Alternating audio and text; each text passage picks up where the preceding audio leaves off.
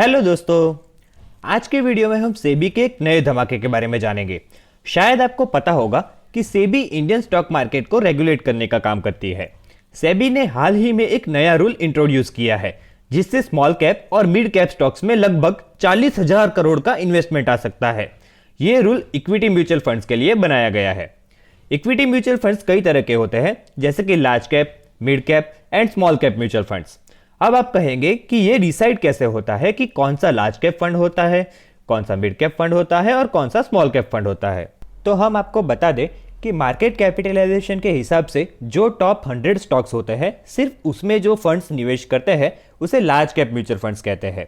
101 से 250 के नंबर पर जो स्टॉक्स आते हैं उसमें जो म्यूचुअल फंड्स निवेश करते हैं उसे मिड कैप म्यूचुअल फंड्स कहते हैं, और उसी तरह 251 नंबर से जो स्टॉक्स आते हैं उसमें जो म्यूचुअल फंड्स निवेश करते हैं उसे स्मॉल कैप म्यूचुअल फंड्स कहते हैं।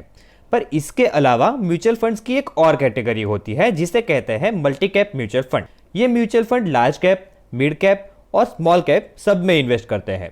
सेबी का नया रूल यही कैटेगरी के म्यूचुअल फंड्स के लिए बनाया गया है। मल्टी कैप फंड को पहले अपने पोर्टफोलियो का मिनिमम 65% इक्विटी में यानी कि स्टॉक्स में इन्वेस्ट करना जरूरी था, जो कि अब बढ़कर 75% हो गया है।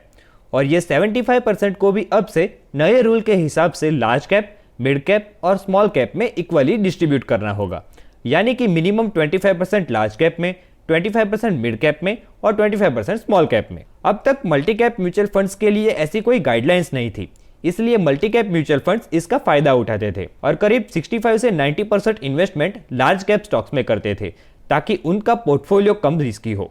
पर सेबी के ये रूल लाने के बाद मिनिमम 25% इन्वेस्टमेंट लार्ज कैप में होगा और 50% से ज्यादा इन्वेस्टमेंट लार्ज कैप में नहीं हो पाएगा।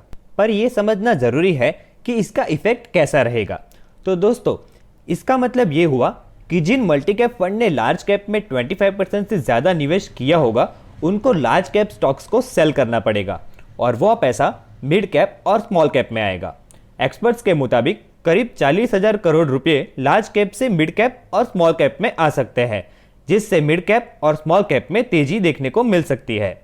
सेबी ने ये एसेट एलोकेशन के लिए म्यूचुअल फंड्स को 31 जनवरी 2021 तक का डेडलाइन दिया है, यानी तब तक मिड कैप में 13,000 करोड़ और स्मॉल कैप में 27,000 करोड़ का इन्वेस्टमेंट आ सकता है। तो दोस्तों, इन्वेस्टमेंट और फाइनेंस की लेटेस्ट न्यूज़ के लिए हमारी की फाइनेंस चैनल को सब्सक्राइब कर बेल नोटिफिकेशन ऑन कर दीजिए। Thanks for watching.